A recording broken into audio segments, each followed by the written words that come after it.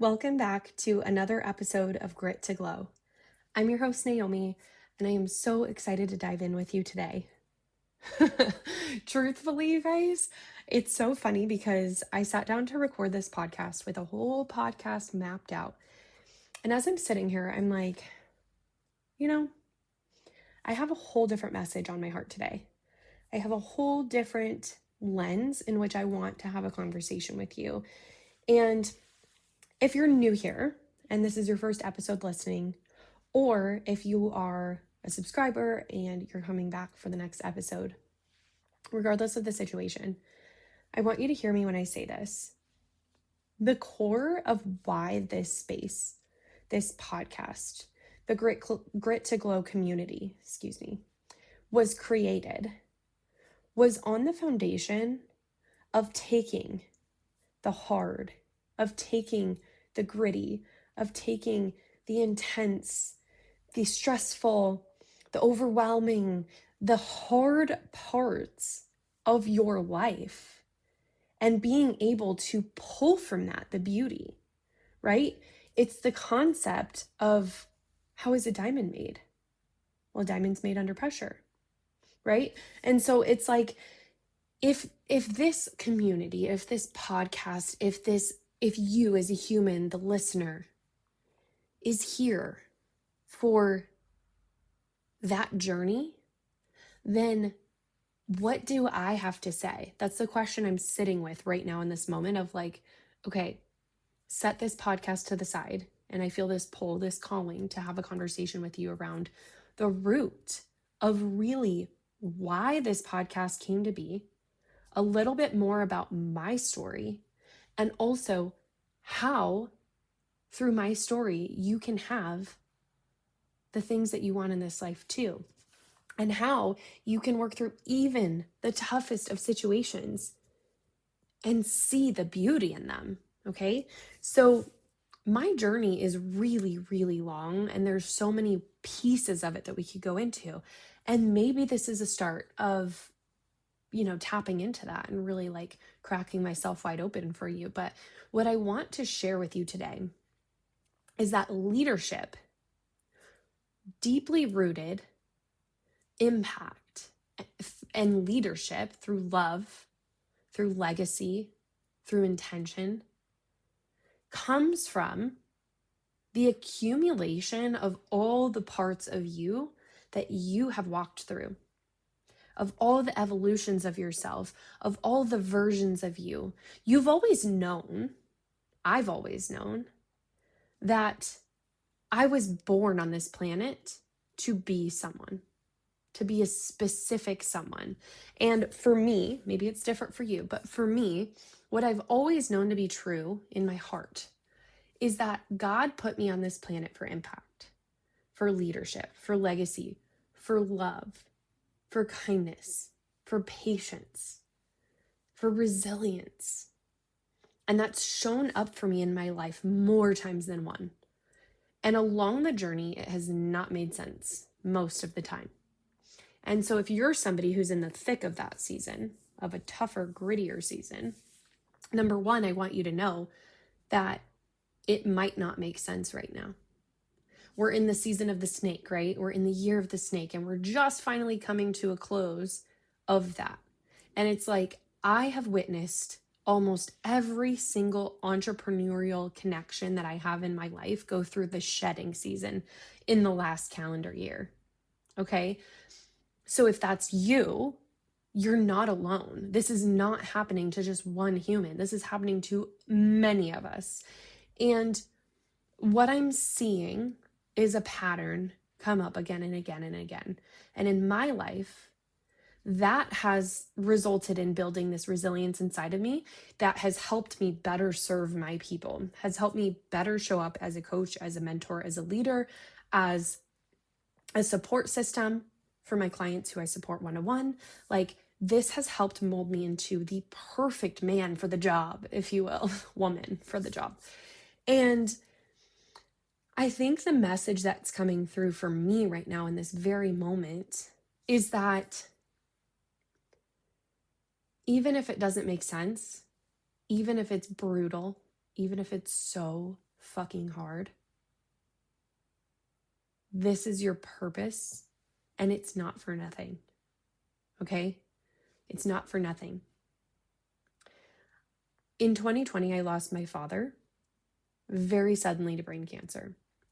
He was diagnosed on April 9th, 2020, which was, about 3 or 4 weeks after the world just decided to shut down with a pandemic, global pandemic happening. And my dad went into the hospital with a migraine. My mom was expecting him to be diagnosed with COVID, him to get some migraine medication, and then within 24 to 48 hours be discharged, sent home, and be on the mend. Now, they admitted him to the hospital. She was not able to go with him. And because of the severity of his migraine, they decided to do a CT scan. And lo and behold, my father had been housing a golf ball sized tumor in his brain. Okay. And if you are someone, number one, I just want to say this. If you are someone who has lost anyone to cancer, I think the majority of people I know have been impacted by cancer in some way, then my heart is with you, because I wouldn't wish that journey, no matter what it looked like, upon anyone. It is brutal. And in that season, I remember thinking, how the fuck did this happen? Why him? How is it possible? How is it even possible that this human, who was the strongest person that I know, both physically and emotionally, was deteriorating before my eyes in a matter of 2 weeks? Okay. And when this all was unfolding, my father underwent brain surgery. He was on the mend. He was recovering from that. We knew that his life was not going to be much longer after that had happened, but we were hoping for 3, 6, 12 more months at minimum, right? Thinking, oh, we had a successful brain surgery. He's on the rise. And after they transferred him to a facility that was a physical rehab facility, he started to rapidly decline. And over the course of 48 hours, we watched my father as he slowly passed away. And it became very evident to me in that moment, number one, how precious life is, and that tomorrow is not guaranteed. And ironically enough, my father lost his father at 7 years old and preached that to us all growing up. So in my journey, I have always functioned out of life is short, because that was a big value, core value I was raised with. Like, don't take days for granted. Life is short, right? And I can get into this in another episode, but I also, over the last year and a half, have realized how that was showing up for me in maybe not so positive ways of functioning off the belief of tomorrow's not promised, so I'm just going to hustle my way to the impact, to the result that I'm here on this earth to create, because what if tomorrow doesn't exist for me, right? And so there also has to be this fine balance. And I think through that journey, through the situation, through the grief of losing my father, through the days that followed, which also resulted in the loss of other family members being in my life, both by their choosing, and also then, in the years to come, we actually had a couple of other family members who passed away very, very much so close together, on both, my husband's mom's side of the family and my husband's father's side of the family. And so what I want you to hear is this. In the moment, I think it took me about 2 years. This was in 2020, okay? So it wasn't until about 2022 that it really started to sink in for me that it would never feel fair that he's gone. And if I could wish him back, I would. And the amount of compassion, the amount of intention, the amount of just everything that I now pour into my life has everything to do with what happened. It's like I wake up and get out of bed every single day committed to doing 1% better, committed to sharing my heart with the world in some way, whether it's with one person or 100 people. I wake up every single day asking the question, how can I be the best mom, wife, and leader possible today? I wake up every morning and pour myself a cup of coffee. Pour myself? I drink Nespresso. Brew myself? I don't know. Anyways, does that even matter? I brew myself a cup of coffee every morning at 5 a.m. It doesn't matter if the house is awake or not. I go brew myself a cup of coffee. I sit down at my desk, and I would say about 75% of my mornings look like me sitting in reflection, me journaling, me creating content, which is my outlet for, some of that reflection, right? And it's like the ability to sit with and ask myself every single day how I get to be 1% better today in itself is a gift. And so I think in the season of grief, it would have been very difficult for me to hear, it will all make sense someday.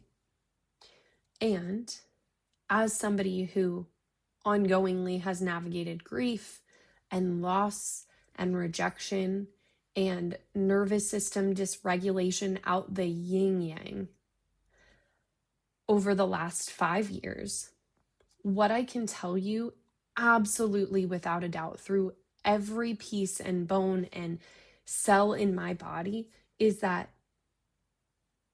everything happens for you, and it happens for a reason. And the only way that you will ever see that is to choose to see that. And that might trigger you. That might trigger you. And for me, I don't say good in a sense of like, well, that's your next step to figure it out. Here we go. Brush my hands off and you're just left on your own.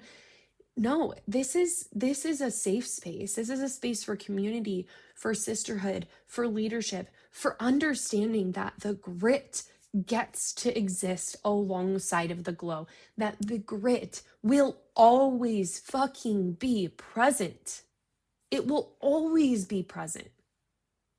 There will never be a person in this world who lives a life without sadness, sorrow, grief, pain. We all experience it at some point, but shit, what is the alternative? Not being alive? Not getting to experience what's on the other side? Because what's on the other side of grief is love. You can't grieve a loved one without having loved. You can't be sad without knowing what it is to be happy. Okay, so if you can't possibly experience the glow without the grit, and you can put this into any kind of context in your life, whether it's business, marriage, children, other relationships, finance, like whatever it is,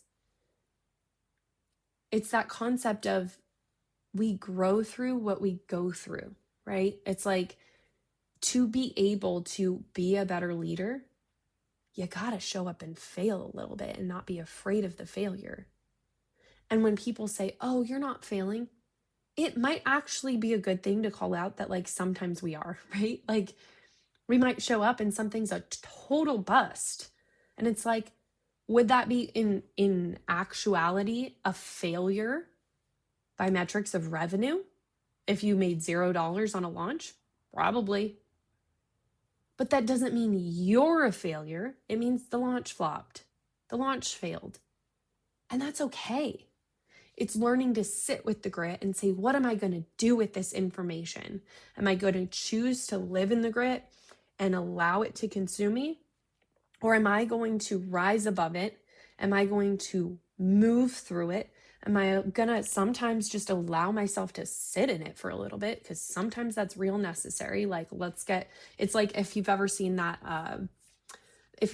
Legally Blonde, and there's that scene in the movie where she's sitting there and she's eating the chocolate out of the box and she throws the box of chocolate at the screen, right? It's like, she's like, shut up, man. And she's like so pissed at the guy because it's like, no, because she's hurt and she's going through this breakup. Like, sometimes you gotta be Elle Wood sitting there, shoving your face full of chocolate, living in the shit.